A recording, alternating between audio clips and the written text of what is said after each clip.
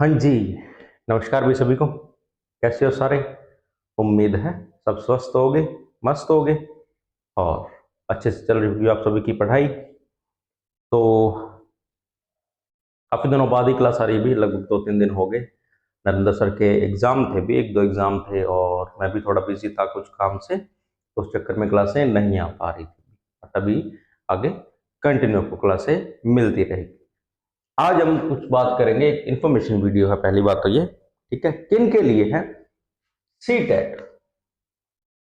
सी TET सितंबर 2026। ठीक है, तो क्यों होती है ये वैकेंसी? सवाल है कि क्या है यह। तो यह एक एंट्रेंस एग्जाम है, जैसे रीट होता है, सीईटी होता है। ठीक है, तो यह एक एंट्रेंस एग्जाम है। ठीक है, ठीक है, एंट्रेंस एग्जाम है। इसको केवल हमें पास करना होता है। इसको पास करने के बाद आप एग्जाम दे पाओगे। अच्छा, इसको पास करने के बाद कौन से एग्जाम दे पाओगे? तो आप सेंट्रल गवर्नमेंट के जो स्कूल होते हैं, ठीक है, जैसे केवीएस, एनवीएस, ईएमआरएस, उसके बाद जैसे आपके और भी अदर एग्जाम है सेंट्रल गवर्नमेंट स्कूल के जो होते हैं, वो आप दे पाओगे। टीचिंग एग्जाम, सीधा बोल दो, टीचिंग एग्जाम्स आप दे पाओगे। ठीक है, कौन से? टीचिंग जो सेंट्रल गवर्नमेंट के अंडर आते हैं। ठीक है, तो आप ये एग्जाम दे पाओगे। अब इसमें एलिजिबल कौन कौन होता है? तो इसमें जिन बच्चों ने बीएड की हुई है, जिन बच्चों ने बीएड की हुई है वो इसके लेवल 2 का एग्जाम दे सकते हैं, जो होता है आपका 6ठी से 8वीं तक के स्कूल का। ठीक है, क्लास 6ठी से 8वीं तक। और जो बच्चे बीएसटीसी करते हैं वो इसके लेवल 1 का एग्जाम दे सकते हैं, जो होता है 1ली से 5वीं क्लास का। ठीक है, बीएड वाले भी एलिजिबल हैं, बीएसटीसी वाले भी। बीएड वाले लेवल 2 का देते हैं और बीएसटीसी वाले लेवल 1 का एग्जाम इसमें दे सकते हैं। ठीक है, तो ये तो हो गए भी इसमें एलिजिबल कौन कौन है।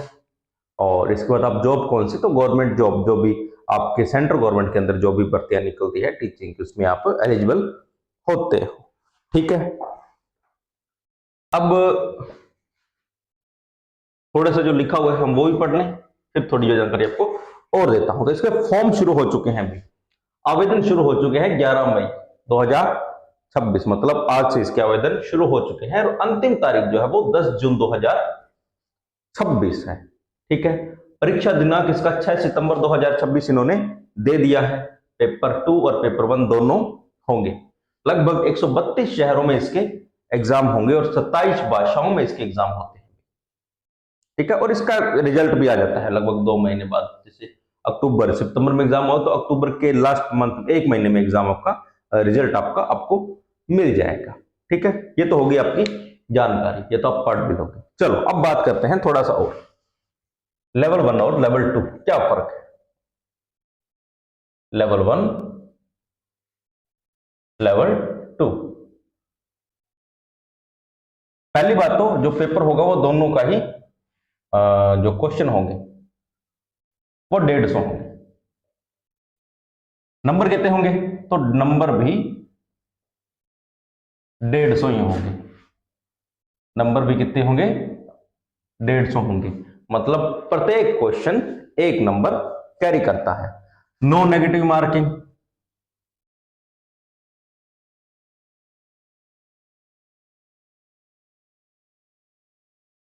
नो नेगेटिव मार्किंग दोनों में ही कोई नेगेटिव मार्किंग नहीं है। भी माइनस मार्किंग नहीं होगी, दोनों में ही नहीं होगी। ठीक है, और समय है वो लगभग आपके इसमें रहने वाला है 150 मिनट, है ना? हाँ, 150 मिनट ही लगभग आपको मिल जाएगा। 150 मिनट का टाइम ही आपको मिल जाएगा। मतलब प्रत्येक क्वेश्चन 1 मिनट आपको देगा। नेगेटिव मार्किंग है नहीं तो आप सारे क्वेश्चन अटेम्प्ट कर पाओगे। और इसमें वो 5वें गोले वाला सिस्टम भी नहीं होता है जो राजस्थान की वैकेंसी में आपको देखने को मिलता है, वो भी नहीं होगा। ठीक है, चलो इतनी जानकारी होगी। अब बात आती है सिलेबस की कि सर इसके सिलेबस में क्या क्या होगा। तो इसका जो परफॉर्मा है वो अगर लेवल 2 की बात करें तो ये चलता है 30 30 30 60। कैसे? तो 30 नंबर की आपकी आती है साइकोलॉजी, मनोविज्ञान। ठीक है। 30 नंबर की आपकी आती है लैंग्वेज। फर्स्ट लैंग्वेज आपकी हिंदी इंग्लिश, जो आपकी चूज हो। सेकंड आपकी कौन सी है? तो आपकी जो भी आपकी 27 भाषाएं हैं, लगभग 27 में से आपकी रैंडमली कोई भी हो सकती है, जिसमें जैसे मेरे जैसे मान लो जैसे मेरी पंजाबी थी, अब किसी की संस्कृत भी हो सकती है, किसी की इंग्लिश भी हो सकती है। ठीक है। तो 27 भाषाओं में से आपकी एक भाषा होगी, और ये आपका पोर्शन रहेगा सामाजिक अध्ययन का। सामाजिक अध्ययन का। अब जो साइंस ये जो होगा, ये होगा जो बच्चे आर्ट वाले होते हैं, जिन बच्चों के पास आर्ट होता है उनका ये परफॉर्मर रहेगा। अब साइंस वाले, तो साइंस वालों के जो ये 60 नंबर है, ठीक है, साइंस वाले बच्चों के लिए इसमें होगा क्या, आपके जो विज्ञान और गणित, साइंस वालों को इसमें ये 60 जो नंबर है ये विज्ञान और गणित के आएंगे, उनके ये कट जाएगा, सामाजिक अध्ययन कट जाएगा और इनके ये आ जाएगा। ठीक है। अब आते हैं इधर, तो इनके भी 30-30 नंबर है अभी। ठीक है। 30-30 नंबर ही, जिसमें आपका मनोविज्ञान,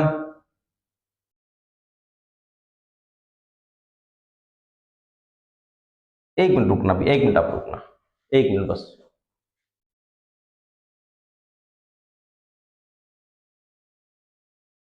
हाँ जी। ठीक है। तो मनोविज्ञान, एक 30 रह गया। उसके बाद आपकी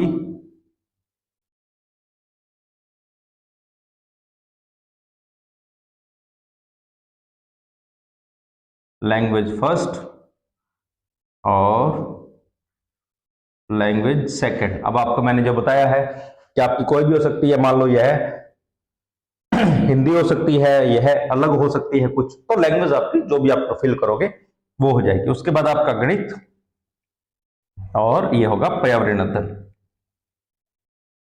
ठीक है। ये आपके लगभग 150 नंबर, और ये 20-30 वालों सबके लिए सेम होता है। अभी बीएड वालों के लिए ये पोर्शन रहेगा, साइंस का थोड़ा अलग, और बीएसटी वालों के लिए ये पोर्शन रहेगा। ठीक है। चलो, ये तो हो गई कि सिलेबस में क्या आने वाला है, पेपर में क्या आने वाला है, कब की तारीख है, कब की नहीं। ठीक है। चलो अब इससे थोड़ा अलग बात करते हैं कुछ। चलो एक बार पढ़ा है। अब जो बच्चे सोचते हैं कि सर पास हो जाएगा कि नहीं, कितना क्राइटेरिया है, वो भी बता देता हूं आपको। आपको सामान्य जो जर्नल आते हैं उनको चाहिए 60%, और बाकी जो रह गए आपके ओबीसी, एससी, एसटी, ईडब्ल्यूएस, उनको लगभग चाहिए इसका 55% लगभग। अब 60 ही मान के चलो भाई, मेरे हिसाब से आप 60 ही मान के चलो। लगभग इसमें 82 नंबर चाहिए होते हैं। अभी इनको तो 90 नंबर चाहिए होते हैं, और इनको लगभग 82 नंबर चाहिए होते हैं।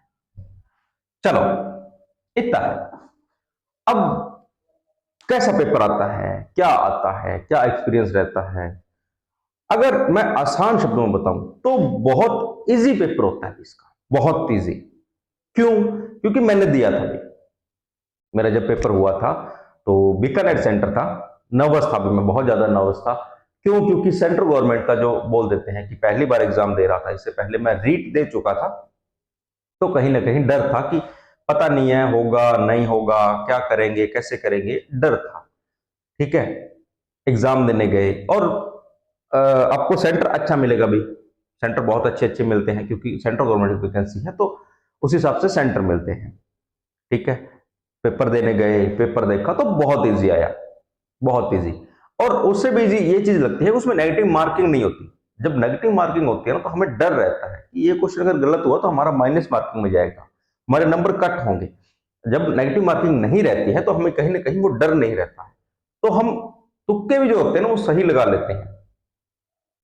मेरे हिसाब से आपको कम से कम दोनों के लिए ही, सामान्य हो चाहे SC ST OBC हो, 100 नंबर तो आपके होने चाहिए, 100 नंबर, ताकि आपको कोई कल को एग्जाम फॉर्म फिल करते हो, यहाँ जो सॉरी KVS NVS EMRS जो भी होते हैं आप जो भरोगे, उसमें आपके नंबर बेसिस होते हैं भी। आपके हो सकता है देखे जाए कि हाँ आपके नंबर अच्छे आए हैं, मान लो जैसे एक ही सीट है उस पर 2 कैंडिडेट है, दोनों के सेम मार्किंग है, सेम है सब कुछ, अब कहाँ से निकाले उनको?